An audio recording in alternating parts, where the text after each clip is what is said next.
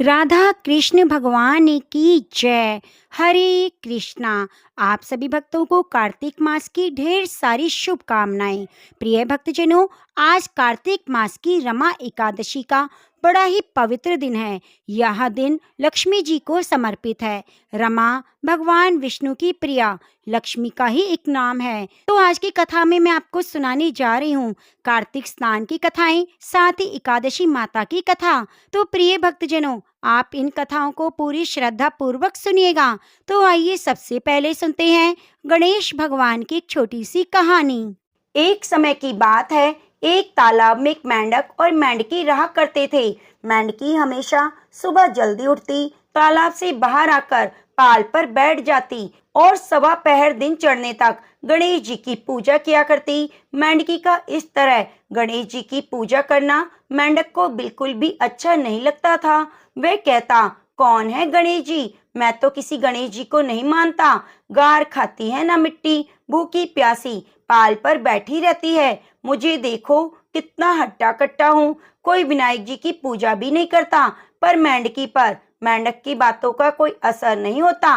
मेंढक रोजाना इसी तरह चिल्लाता रहता। तो सुनते सुनते एक दिन गणेश जी भगवान नाराज हो गए और गणेश जी की माया से उसी तालाब पर राजा की एक दासी पानी भरने के लिए आती है और घड़े में जैसे ही पानी भरती है तो मेंढक और मेंढकी पानी के साथ उस घड़े में चले जाते हैं। तो वे घर ले जाकर उस पानी के घड़े को भट्टी पर चढ़ा देती है और नीचे आग जला देती है। तो जैसे ही पानी गर्म होता है तो मेंढक बुरी तरह से जलने लगता है और जोर जोर से चीखने लगता है और मेंढकी अपने गणेश जी की पूजा में लगी रहती है।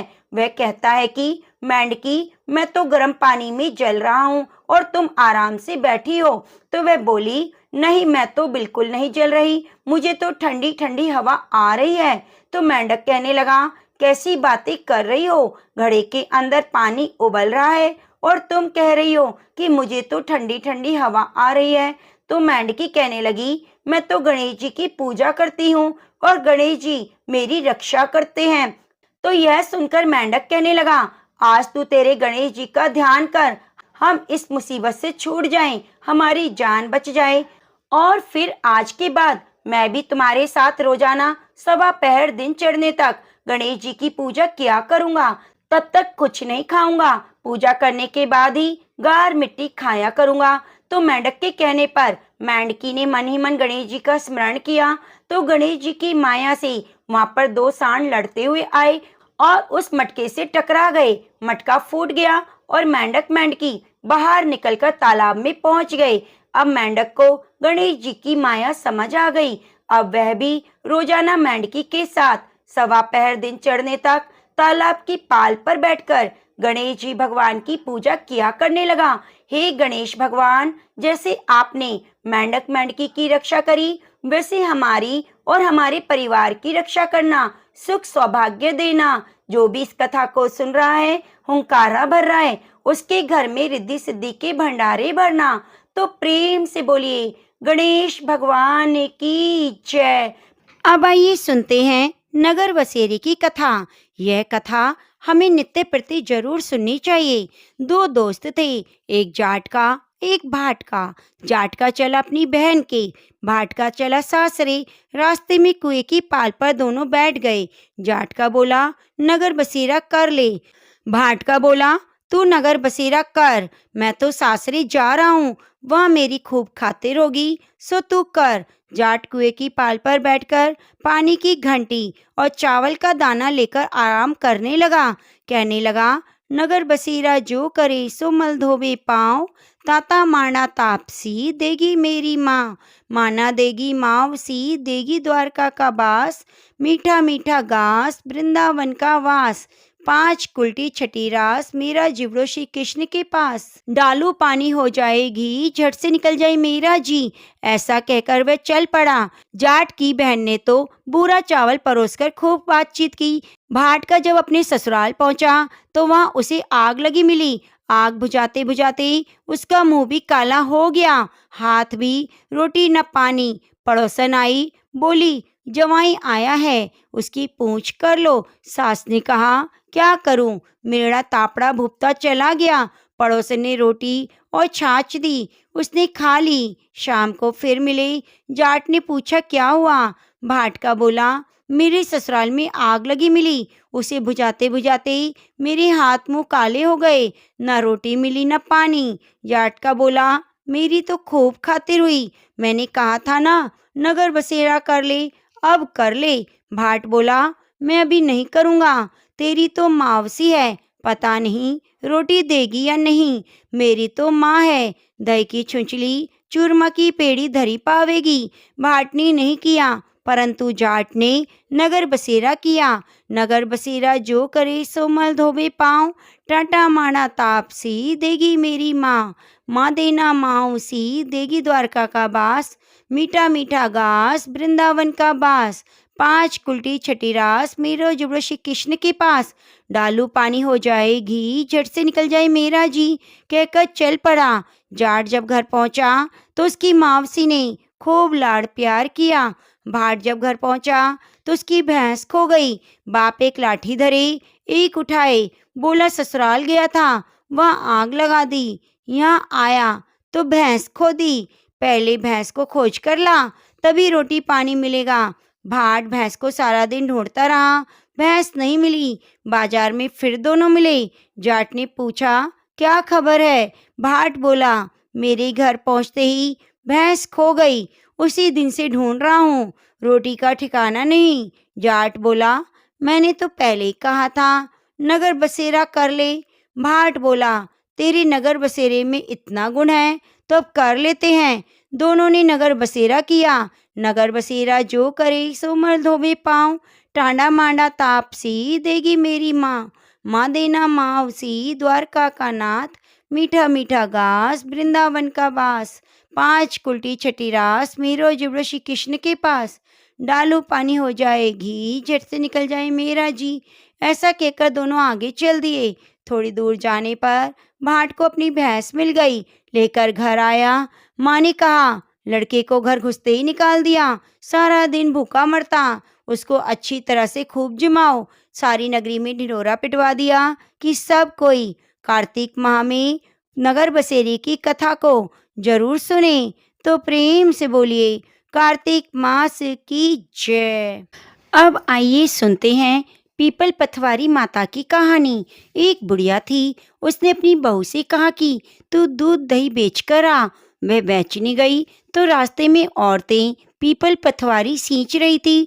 उनको सींचता देखकर बहू ने पूछा, तुम ये क्या कर रही हो? औरतें बोली, हम पीपल पथवारी सींच रहे हैं, इससे अन्न और धन होता है। 12 वर्ष का बिछड़ा हुआ पति मिल जाता है। बहू बोली, ऐसी बात है तो तुम पानी से सींचती हो, मैं दूध से सींचूंगी। गुजरी बहू रोजाना दूध दही बेचने नहीं जाती, वे रोजाना दूध तो पीपल पर और दही पथवारी पर सींचती। सास दूध दही का दाम मांगती तो कह देती, महीना पूरा हो जाने पर दे दूंगी। कार्तिक का महीना पूरा हो गया। पूनों के दिन बहू पीपल पथवारी के पास जाकर बैठ गई। पथवारी ने पूछा, तू मेरे पास क्यों बैठ गई? बहू बोली, सासू दूध दही का दाम मांगेगी। पीपल पथवारी बोली, मेरे पास क्या दाम रखा है?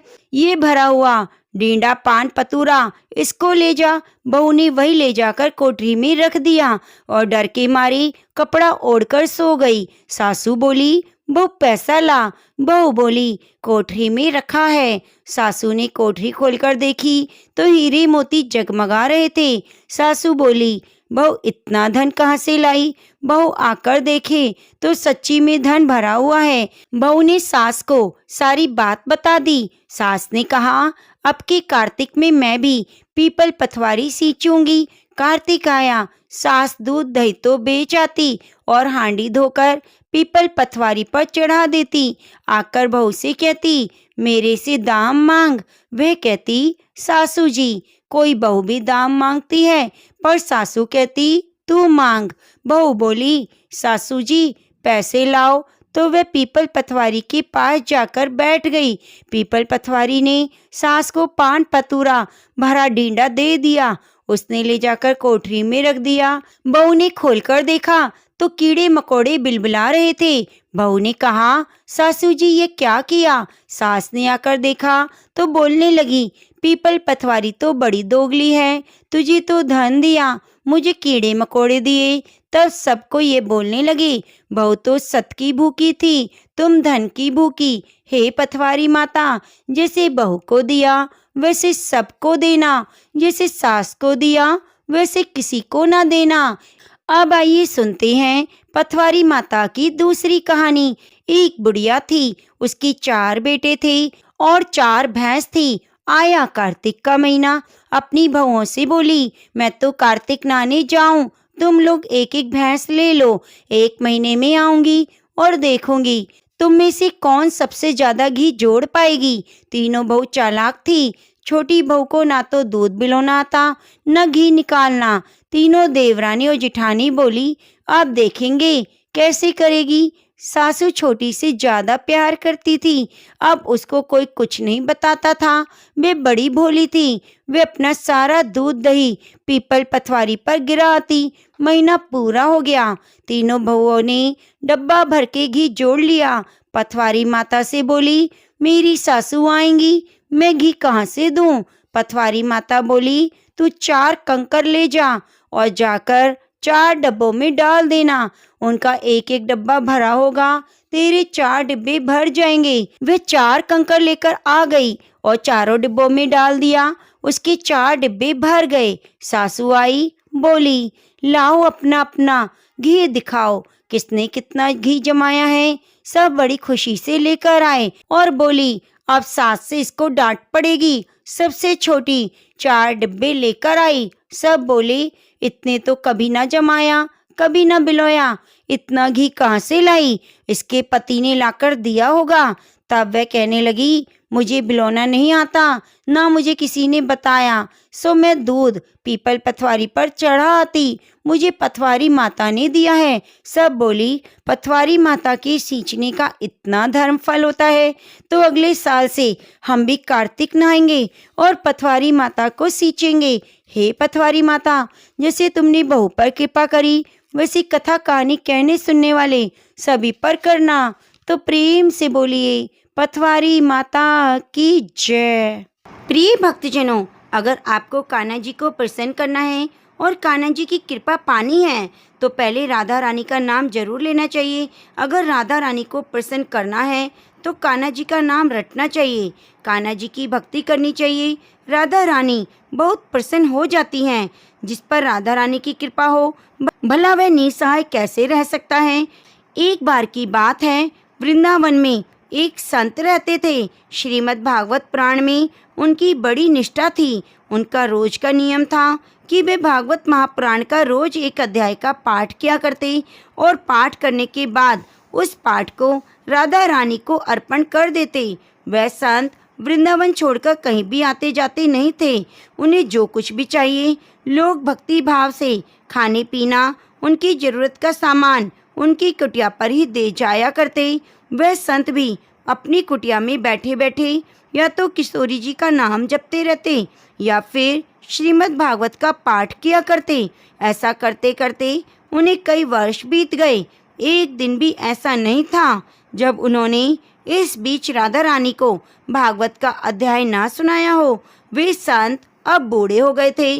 प्रिय भक्तजनों, यह बुढ़ापा ऐसा ही होता है। शरीर के सारे अंग कमजोर हो जाते हैं, कानों से सुनाई देना कम हो जाता है, आंखों से दिखाई देना कम हो जाता है, यहाँ तक कि चलने फिरने में शक्ति भी नहीं रह जाती। अब भागवत का जब यह पाठ करने बैठते तो उन्हें भागवत के अक्षर बहुत धुंधले दिखाई देने पड़े। बड़ी कठिनाई होती थी, बहुत देर तक नजरें गड़ाए रहते। तब धीरे धीरे जो कुछ समझ में आता उसी को पढ़ने लगते।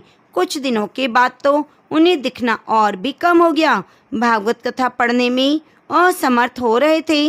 संत जी को सिर्फ एक बात का अफसोस था। अफसोस इस बात का नहीं कि उनकी आंखों की रोशनी कम हो रही है, अफसोस इस बात का था कि अब वो भागवत का पाठ कैसे करेंगे, कैसे राधा रानी को सुनाएंगे। उनका कई वर्षों का एक नियम था, जो नियम ऐसा लगता था अब टूट रहा है। ऐसा लगता था जैसे अब वह इस नियम का पालन नहीं कर पाएंगे। हर समय उनके मन में बस यही दुख रहता कि अब मैं राधा रानी को भागवत कैसे सुनाऊंगा। अब एक दिन की बात है, उन्होंने भागवत की पुस्तक निकाली और पढ़ने का प्रयास किया, लेकिन सारे अक्षर धुंधले दिखाई दे रहे थे। उन्हें एक भी अक्षर समझ में नहीं आया। बड़े दुखी हो गए और दुखी मन से अब वे भगवान कृष्ण को याद करने लगे कि प्रभु, मैं इतने दिनों से भागवत का पाठ कर रहा हूँ, आज ऐसा क्यों किया बताइए, मैं राधा रानी को पाठ कैसे सुनाऊंगा। और यह सोचकर और भगवान को याद करते करते वे रोने लगे। रोते रोते सारा दिन बीत गया, शाम हो गई।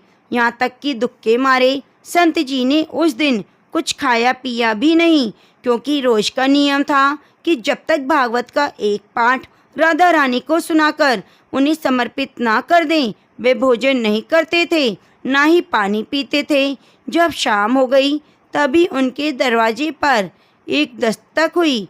किसी ने दरवाज़ा खटखटाया और एक तो संत जी वैसे ही कम दिखाई देता था उन्हें, और यह भी नहीं पता चलता था कि सामने कौन उनसे बातें कर रहा है या कौन उनके दरवाजे पर दस्तक दे रहा है। वे किसी को पहचानने में असमर्थ हो चुके थे। किसी तरह से दरवाजे पर पहुँचे, दरवाज़ा खोलकर बोले, कौन है? तब एक नन्हा सा बालक बोला, बाबा, माँ ने आपके लिए खाने के लिए भोजन भेजा है। वो संत दुखी थे, भोजन की बात सुनते ही बोले, नहीं चाहिए खाना, जब तक मेरा नियम पूरा नहीं होगा मैं भोजन नहीं करूँगा।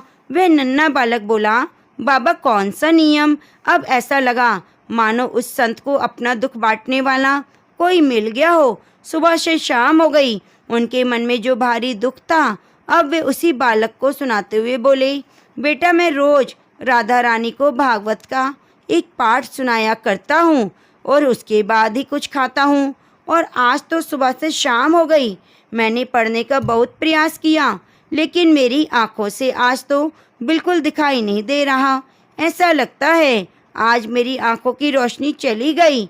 ऐसा कहकर तो संत बाबा रोने लगे। बालक ने उन्हें रोता देखकर बोले, बाबा, अच्छा, आंखें चली गई हैं इसलिए आप दुखी हैं? तो संत महाराज बोले, अरे बेटा, ये आंखें भला किसको चाहिए? अरे मैं तो इसलिए दुखी हो रहा हूँ कि अब मैं अपनी राधा रानी को भागवत कैसे सुनाऊंगा। तब संत महाराज की बात सुनकर वो नन्हा बालक बोला, बाबा, थोड़ा रुको, मैं बिल्कुल अभी आया। ऐसा कहते ही वह बालक दौड़कर वहाँ से चला गया और वहीं दरवाजे पर खड़े रह गए। इतने में वह बालक फिर से तेजी से दौड़ता हुआ वापस आया और बाबा के हाथ में कुछ पकड़ाते हुए बोला, बाबा, यह लो पट्टी और अपनी आंखों पर बांध लो। ऐसा कहकर वह पट्टी संत महाराज के हाथों में पकड़ाकर भाग गया। बाबा उसे आवाज़ देते रह गए, लेकिन वह रुका नहीं। तब बाबा बड़े ही दुखी मन से कमरे के अंदर आकर धरती पर लेट गए। बाबा ने सोचा, हो सकता है किसी वैद्य का बालक होगा, कुछ इलाज जानता होगा, हो सकता है इस पट्टी में कुछ मरहम लगा हो, चलो लगाकर देखता हूँ, शायद कुछ आराम मिल जाए, शायद मुझे दिखना शुरू हो जाए। ऐसा सोचकर बाबा ने धरती पर लेटे ही हाथों में पकड़ी पट्टी आंखों पर बांध ली और सो गए। कुछ देर के बाद जब बाबा उठे तो बड़ा आश्चर्य हुआ। वे बहुत हैरानी की बात थी कि बाबा को सुबह से लेकर शाम हो गई, भागवत का एक अक्षर भी समझ में नहीं आ रहा था। यहाँ तक कि उन्हें अपने कमरे में रखी वस्तुएं भी साफ साफ नजर नहीं आ रही थी। अब उन्हें सब कुछ साफ साफ दिखने लगा, एक एक चीज उन्हें बिल्कुल साफ नजर आ रही थी। यह देखकर तो बाबा बहुत खुश हुए, सोचने लगे, वो बालक तो बड़ा करामाती निकला। अच्छा, देखता हूँ आखिरकार उस बालक ने इस पट्टी में क्या औषधि मिलाई है। बाबा ने जैसे ही अपने हाथ में उस पट्टी को लेकर देखा तो उसमें क्या देखा, उसमें ना तो कोई औषधि थी, ना कोई लेप लगा हुआ था, बल्कि उसमें तो केवल राधे राधे लिखा हुआ था। ये देखते ही संत महाराज तो फूट फूट कर रोने लगे, कहने लगे, हे किशोरी जी, आपके नाम की कितनी महिमा है। आपका नाम लिखा भर होने से इस पट्टी से मुझ अंधे को आंखें वापस मिल गई, मुझे और क्या चाहिए। बाबा बोले, राधे, मुझसे श्लोक सुनने में आपको कितना आनंद है, आपको कितना आनंद आता है। अब देखो, मैं आज से रोज आपको भागवत सुनाऊंगा। बाबा बड़े ही प्रसन्न थे, बहुत खुश थे, बड़े उत्साह के साथ जल्दी से उठ गए और फिर रात में ही स्नान आदि करके पाठ करने बैठ गए। आज जब वे राधा रानी को भागवत सुना रहे थे तो उनकी आवाज में एक अलग सी खुशी थी, एक अलग ऊर्जा थी। होती भी क्यों ना, राधा रानी और बाके बिहारी जी ने उन पर इतनी बड़ी कृपा जो की थी। तो प्रेम से बोलिए, राधे रानी सरकार की जय। अब आइए सुनते हैं लक्ष्मी नारायण भगवान की कथा। एक बार भगवान नारायण और माता लक्ष्मी लोगों की परीक्षा लेने के लिए ठंड के मौसम में मूसलाधार बरसती हुई संध्या में अत्यंत बूढ़े स्त्री पुरुष का रूप धारण करके पृथ्वी लोक में आए। नगर में एक धनी सेठ के द्वार पर जाकर वे दरवाजा खटखटाने लगे। दरवाजा खोलकर सेठ जी ने जब उन्हें देखा तो बिगड़कर बोले, अरे कीचड़ से भरे गंदे पांव से सब जगह मिट्टी फैला दी, भागो यहाँ से। सेठ जी, हम इस रात में कहाँ जाएं? वृद्धा जो माता लक्ष्मी थी वह गिड़गिड़ाई, ठंड से प्राण निकल रहे हैं, कहीं ठहरने के लिए जगह दे दो। परंतु सेठ ने द्वार बंद कर दिया। उन दोनों को सेठ के महल के पास एक टूटा फूटा सा घर दिखाई पड़ा। उसके टूटे किवाड़ से दिए के प्रकाश की किरण दिखाई पड़ी। बूढ़े बने भगवान विष्णु ने माता बनी बुढ़िया से कहा, आओ चलो उस घर में आश्रय मांगकर देखें। बुढ़िया ने कहा, जब इतने बड़े सेठ ने अपने यहाँ स्थान नहीं दिया तो ये कंगाल क्या देगा, और ठहरने को जगह भी मिल गई तो रात भर इन फटे भीगे कपड़ों में तो प्राण ही निकल जाएंगे। बूढ़ा बोला, कुछ भी हो, मुझे तो अब और नहीं चला जाता। और उन्होंने आगे बढ़कर द्वार खटखटाया। दूसरे ही क्षण हाथ में दिया लिए, मैली फटी साड़ी पहने एक स्त्री ने द्वार खोला। उन दोनों की दशा देखते ही वे करुणा भरे स्वर में बोली, हाय हाय, आप लोग इस अंधेरी रात में कहाँ भटक रहे हैं? भीतर आ जाइए। उन्हें सहारा देकर वे भीतर ले आई। छोटी सी कोठरी में दो टूटी फूटी चारपाइयां पड़ी थी। उनमें से एक को खाली करके स्त्री ने उनसे बैठने को कहा।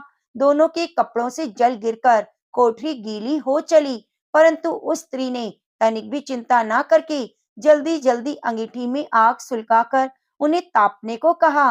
फिर दो पुराने धुले हुए कपड़े लाकर बोली, बाबा आप लोग अपने भीगे कपड़े उतार कर इन्हें लपेट लो।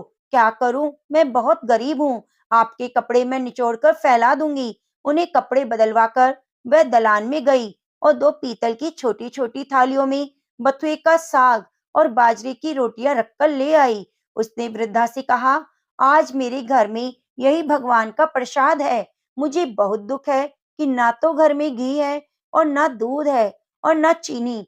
बुढ़िया ने कहा, कोई बात नहीं बेटी, हमें तो यह भोजन भी बड़ा स्वादिष्ट लगा। वे दोनों खाते हुए बोले। थोड़ी देर में उस स्त्री का पति भी आ गया। वह बेचारा भी रोजगार की तलाश में दिन भर घूमकर अब थका मारा लौटा था। पत्नी ने अतिथियों को भोजन खिला देने के बाद चुपके से द्वार पर ही अपने पति को सब बता दिया। वह भी सुनकर बहुत खुश हुआ। फिर दोनों ने वृद्धों को खाट पर सुलाया और खुद दोनों धरती पर लेट गए। प्रातःकाल जब बारिश बंद हो गई तो बुजुर्ग जाने लगे। स्त्री ने उन्हें हाथ जोड़कर सूरज निकलने तक रोका। फिर घर में कुछ चने पड़े थे, उन्हें पीसकर आटा गूंदा, रोटियां बनाई और उनके लिए बांध दी। बोली, माता हम निर्धन हैं, जैसी सेवा करनी चाहिए थी वैसी ना कर सकी, आशा है आप क्षमा करोगी। बूढ़ी बनी माता लक्ष्मी ने उत्तर दिया, बेटी हम गरीबों की जो सेवा तूने की उसका फल तुझे भगवान अवश्य देगा। आज तू जो चीज छुएगी वे दिन भर खाली ना होगी। वे लोग चले गए तो स्त्री को अपनी हांडी को साफ करने की याद आई। रसोई में जाकर उसने हांडी उठाई तो देखकर आश्चर्य से भर उठी। उस हांडी में अशर्फियां भरी हुई थी। अब जो उसने उन्हें उलटकर रखा तो वे दोबारा भर गई। अब उन अशर्फियों को उठाकर रखती और हांडी फिर से भर जाती। दिन भर उसकी कोठरी अशर्फियों से भर गई। उसके पति ने उन अशर्फियों को बेचकर बढ़िया मकान ले लिया, एक कपड़े की दुकान खोली, घोड़ा गाड़ी खरीद ली और वे सुखपूर्वक रहने लगे। उस सेठ को जब ये समाचार मिला कि उसके निर्धन पड़ोसी एक ही रात में अमीर हो गए हैं, तो उसने उस स्त्री और उसके पति को बुलाकर कारण पूछा। स्त्री ने सरलता पूर्वक सब बात कह सुनाई। अब तो सेठ और सेठानी को रात दिन यही चिंता रहने लगी कि किसी प्रकार उन्हें वे बूढ़ा बुढ़िया मिल जाएं, तो वह भी घर भर अशर्फिया प्राप्त कर लेंगे। देवता तो लोगों की इच्छा के अनुसार ही मनुष्य के हृदय की बात जान लेते हैं। एक रात जब बहुत जोरों की बारिश हो रही थी और ओले पड़ रहे थे, तो वही बुढ़िया फिर उस सेठ के द्वार पर पहुंची। द्वार पर खटखट सुनते ही सेठ ने जल्दी से जाकर उन्हें पहचान लिया और जल्दी जल्दी सेठानी को उन्हें लेने भेजा। बिजली बुझाकर एक दिया हाथ में लेकर सेठानी बाहर आई और झूठी ममता दिखाकर बोली, हाय हाय बाबा, तुम कहाँ भटक रहे हो? आओ अंदर आ जाओ। फिर घर की टूटी चारपाई पर उन्हें बिठा दिया। घर में अनेकों गर्म वस्त्र होते हुए भी उन्हें 2 फटे पुराने वस्त्र दे दिए। बोली, बाबा घर में इस समय यही उपस्थित है। फिर उनसे बिना पूछे ही घर की सबसे पुरानी थालियों में बथुए का साग और बाजरे की रोटी ले आई। ओढ़ने को 2 फटे कंबल भी कहीं से मांगकर दे दिए। फिर सेठ सेठानी उसी कमरे में गद्दा बिछाकर धरती पर लेट गए। सवेरे अंधेरे ही जब बुजुर्ग जाने लगे, तो सेठानी ने चना पीसकर रोटी बनाई और उनके लिए बांध दी। बोली, माता, हम बड़े दरिद्र हैं, आपकी सेवा ना कर सके। आशा है आप हमें क्षमा करेंगी। बुढ़िया ने कहा, बेटी, जैसी सेवा तूने की उसका फल तुम्हें भगवान देगा। आज तुम जिस काम को हाथ में लोगी वह दिन भर समाप्त नहीं होगा। उन लोगों के जाते ही सेठ सेठानी में झगड़ा हो गया। सेठ चाहता था कि हांडी मैं खोलूं और सेठानी चाहती थी कि मैं खोलूं। अंत में दोनों ने एक एक हाथ से हांडी पकड़ी और इस छीना झपटी में हांडी टूट गई। कमरे में बथुआ ही बथुआ बिखर गया। सेठानी झाड़ू लेकर कमरा धोने लगी। जब वह कमरा साफ करती तो कमरे में तुरंत ही बथुआ बिखर जाता। सवेरे से शाम हो गई। कमरा साफ करते करते तो ठीक ही तो कहा है, जैसी जिसकी नियत होती है भगवान उसे वैसा ही फल देते हैं। तो प्रेम से बोलिए, लक्ष्मी नारायण भगवान की जय। कार्तिक स्नान की बड़ी ही सुंदर और पवित्र कथा। बहुत पहले की बात है, किसी गांव में एक सास बहू रहती थी। कार्तिक का महीना आया तो सारे गांव वाले कार्तिक नहाने गंगा जी जाने लगे। तो सास ने सोचा, मैं भी चली जाती हूँ। तो वे बहू से बोली, बहू, मैं कार्तिक नहाने गंगा जी जा रही हूँ। तब बहू ने पूछा, माता जी, कार्तिक नहाने से क्या होता है? तब सास बोली, कार्तिक नहाने से कार्तिक में पूजा करने से सारी मनोकामनाएं पूरी हो जाती हैं। घर में अन्न धन के भंडार भरते हैं, बेटे पोते का सुख मिलता है। तब बहू बोली, सासू जी, ऐसी बात है तो मैं भी नहाऊंगी। सास बोली, नहीं, अभी तो तुम छोटी हो, तुम्हारी उम्र नहीं हुई ये सब काम करने की। अभी तो तुम मुझे नहाने दो, तुम घर पर रहो, मैं नहाकर आऊंगी। सास इतना कहकर चली गई।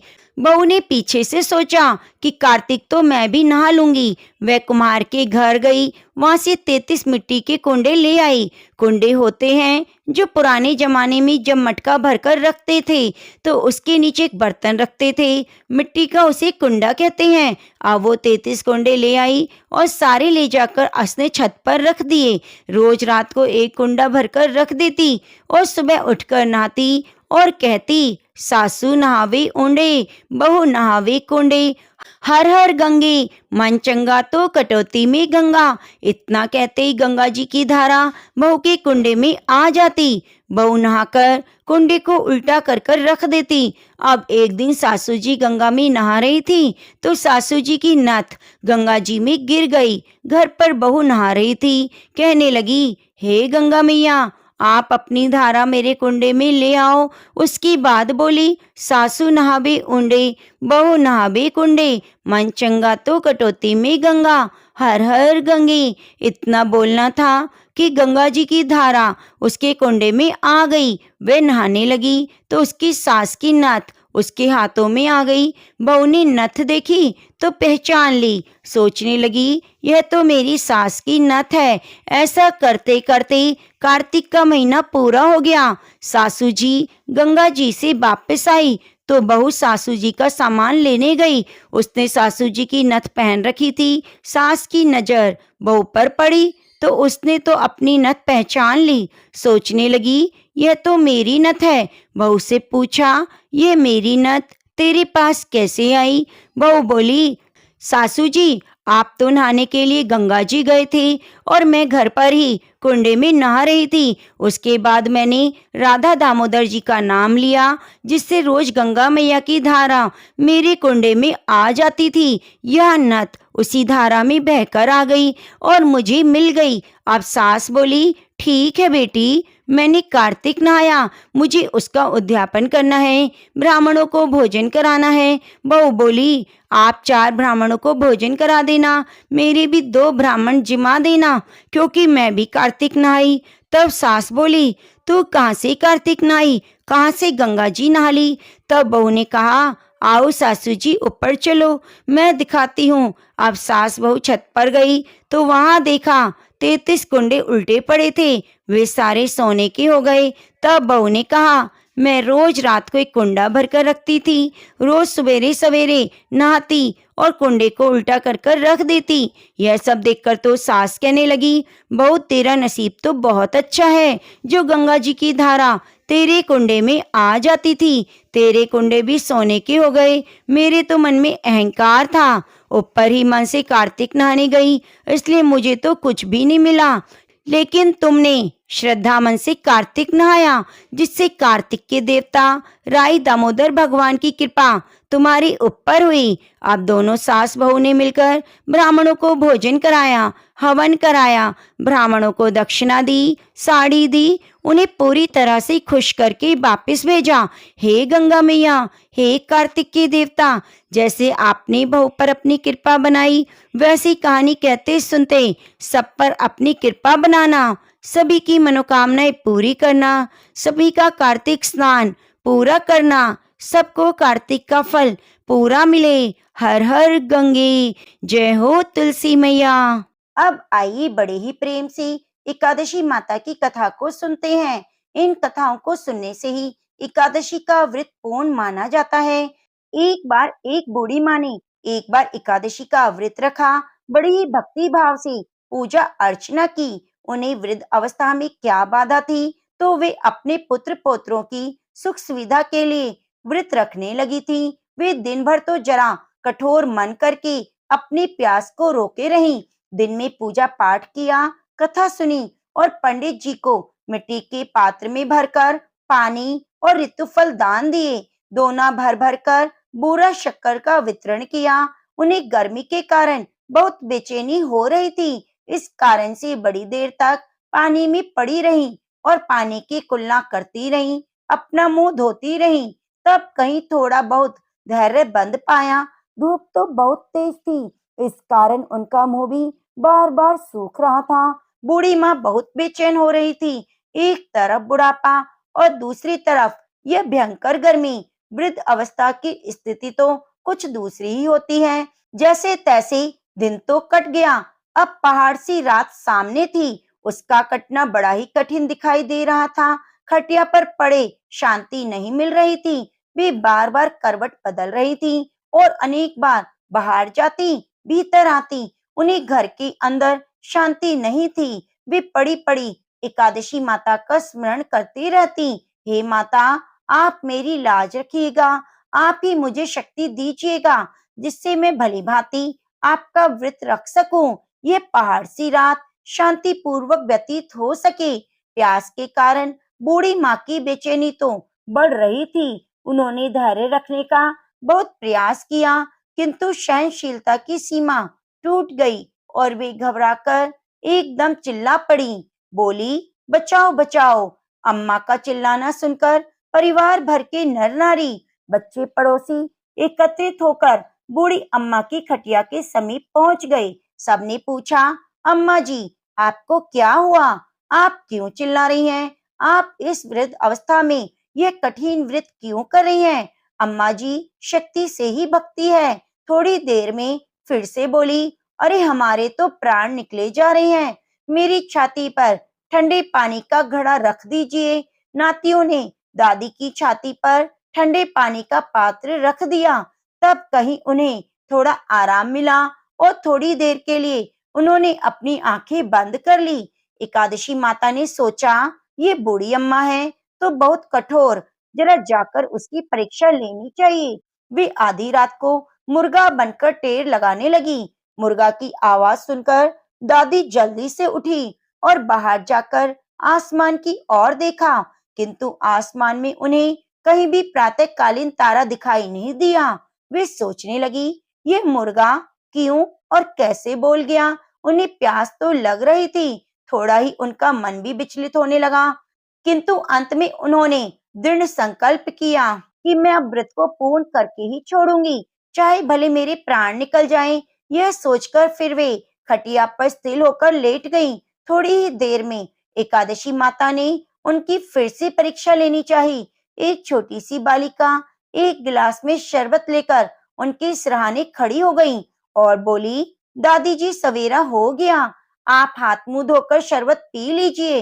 तो शरबत का ग्लास देखकर उनका मन ललचा गया, किंतु अचानक व्रत का स्मरण हो आया और उन्होंने सोचा, मैं किसी भी प्रकार से अब शरबत नहीं पी सकती, और वे शांति पूर्वक खटिया पर लेटी रहीं। फिर थोड़ी ही देर में उन्हें ऐसा लगा कि किसी ने उन्हें पानी के कुएं में पटक दिया है। बड़ी देर तक उस कुएं में हाथ पांव चलाती रही, किंतु उन्होंने अपने मुंह में पानी की एक भी बूंद नहीं जाने दी और वे दृढ़ता पूर्वक अपना व्रत पालन करती रहीं। थोड़ी ही देर में न जाने कहां से सामने आग जलने लगी, जिससे भारी गर्मी बढ़ने लगी, प्राण निकलने लगे, किंतु बूढ़ी अम्मा का कुछ भी नहीं बिगाड़ पाया। वे जहां की तहां मुस्कुराती हुई बैठी रहीं। थोड़ी ही देर में बाहर प्रकाश दिखाई देने लगा। ऐसा लगा जैसे सवेरा हो गया हो। बूढ़ी अम्मा ने जब बाहर निकलकर देखा तो वे समझ गई, अभी सवेरा होने में 3-4 घंटे की देरी है। यह जानकर वे शांति पूर्वक इधर उधर घूमने फिरने लगी और एकादशी माता यह बात अच्छे से समझ गई कि ये बूढ़ी अम्मा किसी भी प्रकार से अपने व्रत से नहीं टल सकती। वे उनके सत्य व्रत को अच्छी तरह से समझ गई। सवेरा होते ही बूढ़ी माता ने स्नान किया, भगवान का पूजन पाठ किया, एकादशी माता की कथा सुनी, ब्राह्मणों को दक्षिणा देकर भोजन कराया, तब कहीं उन्होंने जल ग्रहण किया। कन्याओं को भोजन कराने के बाद अम्मा ने स्वयं भोजन किया। उस श्रेष्ठ व्रत के प्रताप से बूढ़ी अम्मा की आयु में वृद्धि हो गई। उनका घर परिवार हरा भरा हो गया। अब घर में कोई भी अभाव नहीं रहा। वे हर तरह के सुख साधनों से संपन्न हो गई। नाती नातिन से उनका घर भर गया। उस दिन से वे 12 महीने की एकादशी का व्रत करने लगी। एकादशी माता की व्रत के प्रताप से इस संसार में हर प्रकार के सुख को भोगकर अंत में बैकुंठ धाम को चली गई। जैसे एकादशी माता ने बूढ़ी माता और उनके परिवार को हरा भरा किया, ऐसे एकादशी माता हम सभी की मनोकामनाओं को पूरी करना। तो प्रेम से बोलिए, तुलसी शालिग्राम भगवान की जय, एकादशी माता की जय। अब आइए सुनते हैं कार्तिक मास में तुलसी की महिमा का वर्णन। ब्रह्मा जी कहते हैं, जो भक्त कार्तिक महीने में ब्रह्म मुहूर्त में उठकर स्नान कर पवित्र हो, तुलसी दल से भगवान दामोदर की पूजा करता है, उसे मोक्ष की प्राप्ति होती है। तुलसी द्वारा भगवान की पूजा करने से पाप का नाश होता है, पुण्य की वृद्धि होती है। प्राचीन काल में भक्त विष्णुदास ने भक्ति पूर्वक तुलसी से भगवान का पूजन किया और शीघ्र ही मोक्ष को प्राप्त कर लिया। राजा चोल उनकी तुलना में गौण हो गए। अपने द्वारा लगाई गई तुलसी जितने अपने मूल का विस्तार करती है, मनुष्य उतने ही सहस्त्र युगों तक ब्रह्मलोक में निवास करता है। तुलसी मिले पानी से स्नान करने से मनुष्य पापों से मुक्त हो जाता है और आनंद की प्राप्ति होती है। कहा जाता है कि जिसके घर में तुलसी का पौधा होता है, उसके घर में यमराज के दूत प्रवेश नहीं करते। जिसके कान में, मुख में, मस्तक पर तुलसी का पत्ता दिखाई देता है, यमराज उसके ऊपर दृष्टि नहीं डालते। जहाँ तुलसी के वृक्ष की छाया हो, वहीं पर पितरों के लिए श्राद्ध करना उत्तम रहता है। प्राचीन काल की बात है, सुमेधा और हरिमेधा नाम के 2 ब्राह्मण थे। उन्होंने जाते जाते एक दुर्गम वन में एक स्थान पर तुलसी दल देखा। तुलसी का महान वन देखकर सुमेधा ने भक्ति पूर्वक उसकी परिक्रमा कर प्रणाम किया। यह देख हरिमेधा ने सुमेधा से पूछा, तुमने अन्य सभी देवी देवता तीर्थों व्रतों के रहते हुए तुलसी दल को प्रणाम क्यों किया? तब सुमेधा ने कहा, जब दुर्वासा के शाप के कारण इंद्र का ऐश्वर्य छिन गया, देवताओं और असुरों ने मिलकर समुद्र मंथन किया। समुद्र मंथन से धन्वंतरी रूप भगवान श्री हरि और दिव्य औषधियाँ प्रकट हुई। इन्हीं दिव्य औषधियों में से एक मंडलाकार तुलसी उत्पन्न हुई। तुलसी जी को ब्रह्मा आदि देवताओं ने श्री हरि को समर्पित किया और भगवान श्री हरि ने उसे ग्रहण किया। इसलिए तुलसी भगवान हरि की प्रियतमा है और हरि संसार के पालनहार और रक्षक हैं, इसलिए मैंने उन्हें प्रणाम किया। सुमेधा हरिमेधा को तुलसी दल की महिमा बता ही रहे थे कि उन दोनों के सामने एक बरगद का वृक्ष गिर पड़ा। उसमें 2 दिव्य पुरुष प्रकट हुए। उन दिव्य पुरुषों ने सुमेधा और हरिमेधा को प्रणाम किया। तब सुमेधा और हरिमेधा ने उनसे पूछा, आप कौन हैं? तब उनमें से बड़ा, जिसका नाम आस्तिक था, बोला, एक दिन मैं नंदन वन में पर्वत पर क्रीड़ा करने गया।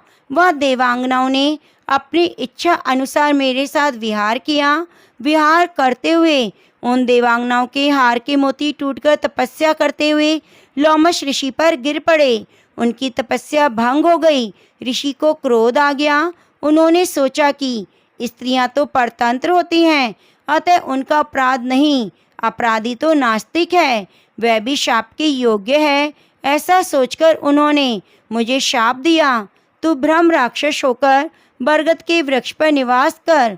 यह सुनकर मैंने शाप से मुक्त होने के लिए उनसे बहुत प्रार्थना की, उन्हें प्रसन्न किया। उन्होंने शाप से मुक्ति की विधि सुनिश्चित कर दी कि जब तू किसी ब्राह्मण के मुख से तुलसी दल की महिमा सुनेगा तो उसी क्षण तुझे मोक्ष की प्राप्ति होगी। तब से मैं शाप से ग्रस्त हो मोक्ष की मुक्ति के लिए चिरकाल से इस बरगद के वृक्ष पर निवास करता हूँ। आज आपसे तुलसी दल की महिमा सुनकर मुझे शाप से मुक्ति मिल गई। उसके बाद वे दोनों ब्राह्मण आपस में तुलसी जी की महिमा का गुणगान करते हुए तीर्थ यात्रा को चल दिए। इसलिए कार्तिक मास में भगवान विष्णु को प्रसन्न करने के लिए तुलसी जी की पूजा अवश्य करनी चाहिए। तो प्रेम से बोलिए, तुलसी महारानी की जय। नमो नमो तुलसी महारानी, नमो नमो हर की पटरानी, नमो नमो तुलसी महारानी, नमो नमो हर की पटरानी।